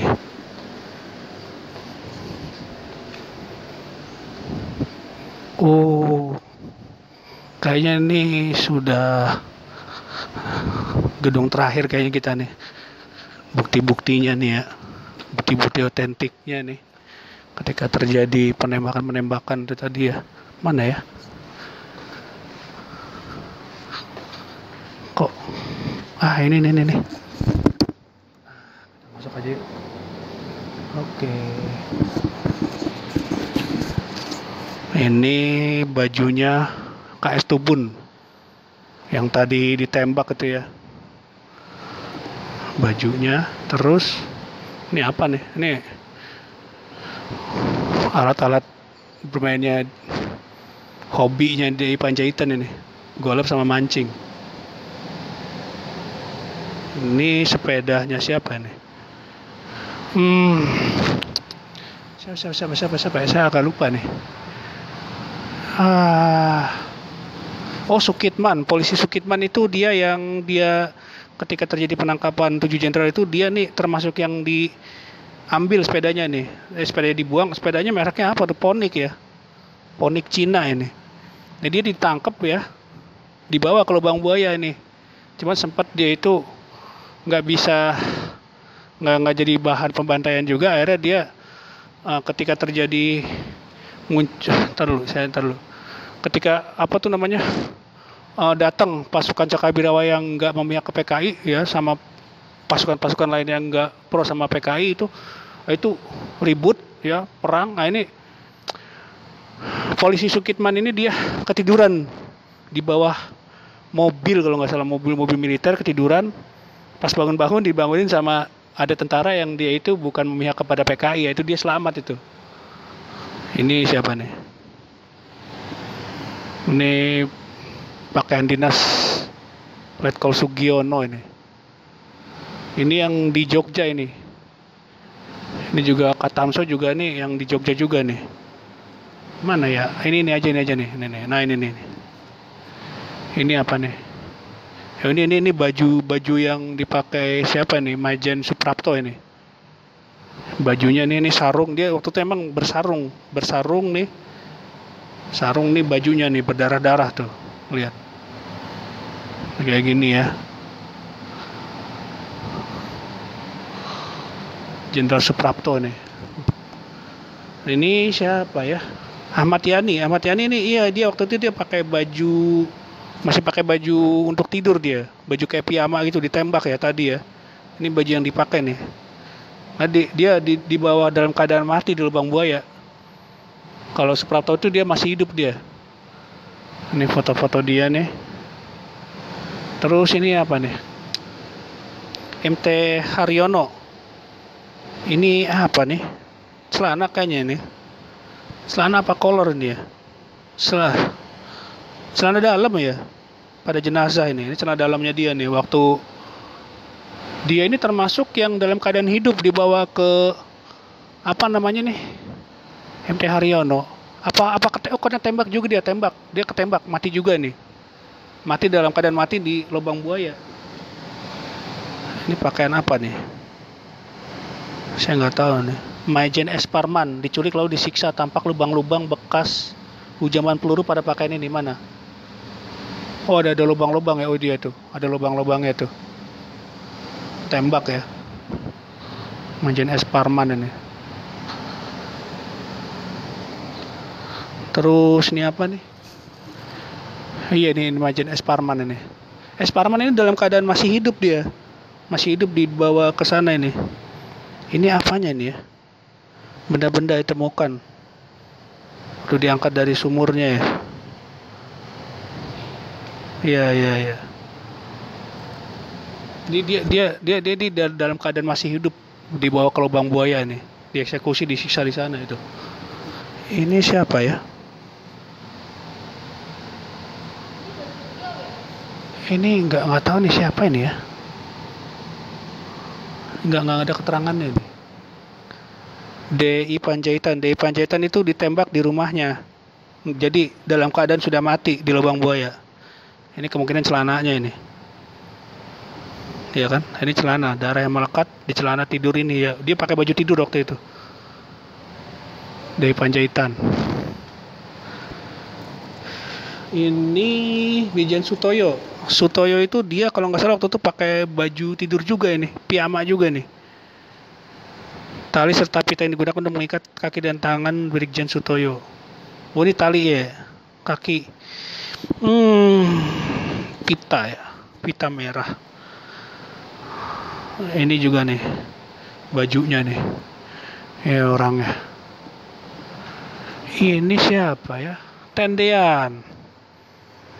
Pierre Tendean itu dalam keadaan masih hidup waktu itu ya, dibawa ke lubang buaya. Dan ini bajunya ini yang waktu ditembakkan ini dia nih. Terakhir ditembakkan ini, udah eksekusi sebelum masukkan ke lubang ini. Oke. Ini alat penyelam ini. Jadi karena saking baunya itu ya dari KKO TNI AL ini, saking baunya bangkai itu, dia harus pakai oksigen. Ya, jadi seperti itu teman-teman ya. Namanya sejarah itu memang menyakitkan juga. Ya walaupun menyakitkan ya bisa menjadi pelajaran juga, jangan sampai terulang kembali. Ya namanya komunisme itu ya memang apa ya namanya ya, bukan masalah kejam ya, tapi ya ajaran-ajaran yang membuat pola pikir dan pola sikap manusia itu yang membuat mereka itu ya menjadi kejam, itu yang harus kita bongkar. Ya kayaknya sudah selesai kita penjelajahan kita tadi ya, melihat foto-foto bekas-bekas darah dari baju-baju seragamnya juga ya, sama baju-baju apa yang dipakainya itu. Nah, itu udah jadi bukti bahwasanya ya memang dalam perkara kayak gitu-gitu tuh harus butuh ada sebuah bukti otentik gitu kan. Ini kalau nggak salah ini tank nih yang waktu operasi penumpasan G30S ini. Tank ini masih punya Kostrad kalau nggak salah nih. Panzer Saraken ini ya. Ini dipakai oleh itu kalau nggak salah tuh logo gambar gorila itu Sersus itu. Sersus itu masih kesatuan tempurnya Angkatan Darat Kostrad. Ya ini masih ingat saya ini. Masih jalan kayak sih, masih dipakai kayak gini nih. Jadi teman-teman terakhir ya sudah kita tadi udah keliling ke sini ya, pelataran sini tempat penyiksaan jenderal, lubangnya juga, lalu dapur umum, tempat rapat PKI sana, terus ke museum kita udah keliling-keliling juga. Ya ini teman-teman kita akhiri. Sebelum akhirnya kita juga, saya kadang suka agak mengkritik juga. Jadi ketika banyak tuduhan, kalau misalkan ngomongin banyak ngomongin tentang PKI gitu, tuduhan Soeharto gitu, antek Soeharto gitu kan, saya juga ya malas aja sih tuduhan-tuduhan kayak begitu gitu. Kita kan, saya ini ingin menjelaskan ya secara ilmiah dan argumentatif dari mana mereka membangun pemikiran itu, sehingga mengubah pola pikir dan pola sikap menjadi seperti mereka-mereka itu gitu loh, orang PKI itu. Maka tadi kan sudah saya bongkar ya, dari mulai materialismenya Feuerbach, dialektika Hegel, lalu teori evolusi Darwin, terus teori hak miliknya Proudhon dan teori nilai lebihnya David Ricardo, itu yang diramu oleh Karl Marx ya kan. Lalu dibuat ya gaya bahasanya diubah-ubah aja lah, yang tadinya alergi sama Tuhan menjadi agama adalah candu, digoda-ganti kayak gitu aja. Padahal intinya ya sebenarnya cuma modifikasi aja. Nah, mengenai tentang tuduhan misalkan anti komunis lalu dituduh Soeharto gitu kan, atau jenderal-jenderal CIA lah gimana, saya juga kadang agak bingung juga gitu, karena di Indonesia ini kan pas ke blok fasis bubar ya, Nazi Jerman dan Jepang itu sudah bubar ya. Perang Dunia Kedua itu 39 sampai 45 itu kan Jerman Nazi dan Jepang fasis dan Italia juga itu dia bubar, kalah gitu kan. Yang menjadi pemenang adalah Amerika gitu kan. Saat itu memang antara blok kapitalis dengan blok komunis itu bersatu ya kan, bersatu untuk melawan blok fasis. Itu teman-teman pasti bisa carilah yang namanya dulu aliansi blok sekutu itu kan nggak cuman Amerika aja, tapi di situ ada Soviet, ada Cina, yang di Cina itu komunis juga ya, banyak waktu itu antara komunis dan kapitalis ya, Inggris, Amerika, Soviet di bawah Stalin itu tuh ada membentuk blok sekutu untuk melawan blok fasis. Setelah fasis itu kalah di Perang Dunia Kedua, lalu terjadi perang dingin antara Amerika di bawah blok kapitalis ya kan, di belakangnya ada Inggris yang lain-lain gitu ya. Lalu blok Soviet ya kan, blok komunis itu. Ada Cina juga di sana, ada Korea Utara. Nah, itu yang kadang saya juga di Indonesia ini juga sebenarnya terjadi dua kekuatan itu tadi, dua kekuatan yang saling mempengaruhi antara kapitalis dengan komunis itu tadi. Sosialisme komunis dengan kapitalisme sekuler itu saling mempengaruhi loh. Bahkan ketika membahas tentang Soeharto itu siapa ya, saya kadang-kadang ya mencari referensi yang supaya ketika kita ngomongin PKI jangan sampai dituduh pro Soeharto. Bahkan sudah banyak buku-buku yang membahas siapa sih Soeharto, yang istilahnya maksud itu dia orang-orang yang dulu membina dia itu siapa. Kadang suka ya, ini cuma second opini aja ya. Nah, itu banyak buku-buku yang membahas tentang siapa sih Pater Bick ya. Pater Bick itu katanya sih dia yang membentuk pemerintahan Orde Baru, mengkonsep dan membentuk. Soeharto itu kalau nggak salah pionnya dia ada 3 itu. Soeharto, terus Ali Murtopo, ada 3 orang lah, 3 serangkai itu. Soeharto, Ali Murtopo sama Yoga Sugama kalau nggak salah. Itu yang katanya sih dia yang menjadi cikal bakal orang-orang Orde Baru, dan dari situ dibentuklah CSIS itu, Center Strategis International Study. Dari CSIS itu nanti dibentuklah Golkar. Dulu belum jadi partai ya, Golkar itu, Golongan Karya. Itu dari situ saya ngelihat pasca dia itu berkuasa ya kan, suatu berkuasa. Sebenarnya Pater Bick itu dulu ketika zaman kemerdekaan Soekarno itu dia melihat kok arah Indonesia di bawah Soekarno itu lebih mengarah kepada blok timur, blok kiri, blok sosialisme komunis gitu. Jadi bagi Pater Bick ini nggak sesuai dengan skenario Amerika, karena Amerika pengen yang memimpin Indonesia pasca merdeka itu harusnya orang-orang yang sesuai dengan kemauan Amerika. Itu yang sudah dibahas di buku ini salah satunya ya. Terus dikatakan supaya gimana caranya supaya Indonesia jatuh ke tangan Amerika ya kan, maka dibuatlah gonjang-ganjing di Amerika supaya di Indonesia supaya Soekarno jatuh ya kan, apalagi dengan peristiwa di G30S itu dia dikhianati sama PKI juga, jatuhlah Soekarno, Soeharto naik dan gitu kan, Orde Baru lah muncul. Nah, ketika Orde Baru muncul ya pastinya kan ketika itu kan yang memberantas PKI itu kan gak cuma ABRI, umat Islam pun sama membabat kekuatan komunis. Sisi komunis itu masih banyak saat itu ya, dari unsur-unsur kaum muslimin juga sama saat itu. Cuman ketika itu kan pasti kan orang akan minta jatah. Ketika Orde Baru berkuasa mereka minta jatah. Nah, Pater Bick itu dia punya analisa ketika setan merah sudah dihancurkan di Indonesia, cuma ada 2, masih ada 2 setan, setannya hijau. setan besar sama setan kecil. Setan besar itu umat Islam, setan kecil itu militer katanya. Nah, bagaimana caranya dua setan ini harus diadu katanya gitu. Namanya teori Lesser Evil.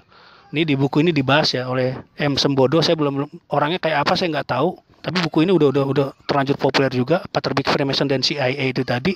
Nah itu juga tuh apa yang membuat saya menggelitik. Saya juga jadinya nggak ketika ngomongin PKI ya saya ngomongin komunis saya akan membicarakan tentang dasar-dasar ajarannya aja. Saya nggak akan membahas tentang bagaimana Soeharto gitu kan enggak. Saya nggak akan bahas itu. Nah itu dari situ ketika teori laser itu berjalan ya kan diadulah di zaman Orde Baru tuh diadu antara unsur militer dengan kaum muslimin. Terjadilah peristiwa apa tuh namanya tuh Tanjung Priuk, peristiwa Pesawat Waila, Komando Jihad, terus apa lagi ya Talang Sari di Lampung, itu kayak gitu-gitu deh. Jadi maksud saya begini, kalau kaum muslimin benar-benar mau punya sebuah pandangan hidup yang jelas, kita jangan bergantung kepada dua ideologi ini nih, entah sosialis atau komunis. Karena sayangnya begini teman-teman, jangan lucu ya. Ada beberapa tokoh Islam yang dia itu gandrung sama komunis, misalkan kayak Haji Misbah, itu ada bukunya tuh.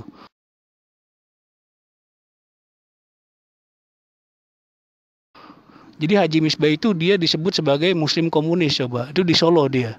Kan lucu ya. Terus ada lagi buku tentang apa tuh Islam sosialis atau sosialisme religius ya kayak gitu-gitu.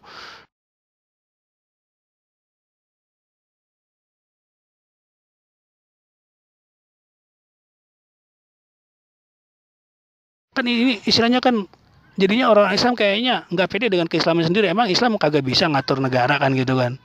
Atau misalkan Islam dia menjadi kaum muslimin tapi berpihak kepada kapitalis. Misalkan jadi muncul kayak golongan Islam liberal lah, Islam yang kebarat-baratan kayak gitu. Jadi ya gimana ya? Jadi sebenarnya sih harusnya kaum muslimin itu harus punya sikap gitu kan.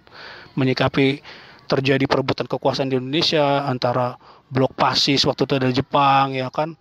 Ketika nanti Jepang sudah hilang terus ada lagi nanti blok sekutu sekutu tuh antara pecah nanti itu kan ada kapitalis, ada blok kapitalis Amerika sama blok komunis Soviet dan Cina. Itu harusnya kaum muslimin harus punya jati diri sendiri.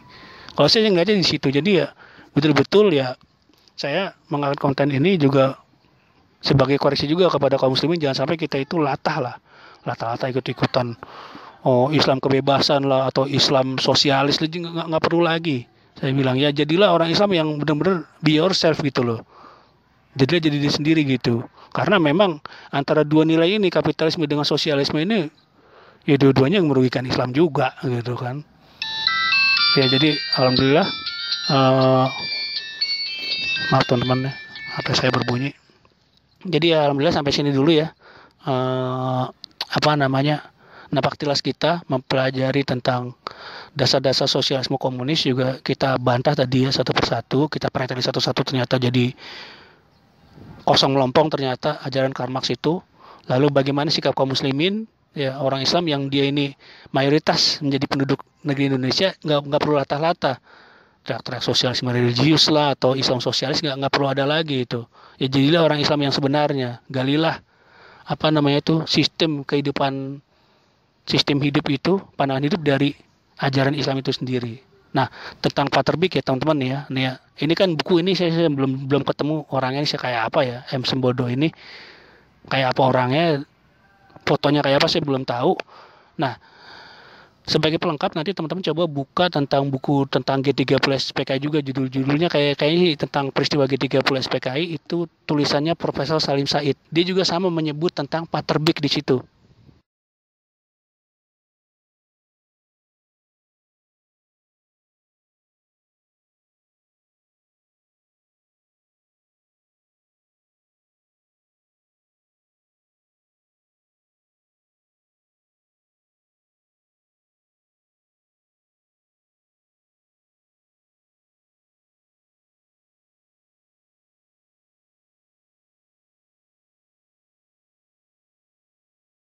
Dia katakan bahwasanya kalau nggak salah nih ya, jadi Pater Big itu mengatakan Salim Said itu dia sebagai pastor yang dia itu membawa agenda CIA di Indonesia. Itu yang saya referensi baru dapat dari Profesor Salim Said, itu salah satunya yang kayak gitu. Dan menurut riwayat, Pater Bik ini sebagai pastor Katolik, ya kan, dia dari Serikat Jesuit, dan dia juga akhirnya meninggal di mana ya? Oh, meninggal di Semarang ya, di pemakaman Giri Sonta, itu pemakaman orang-orang Jesuit.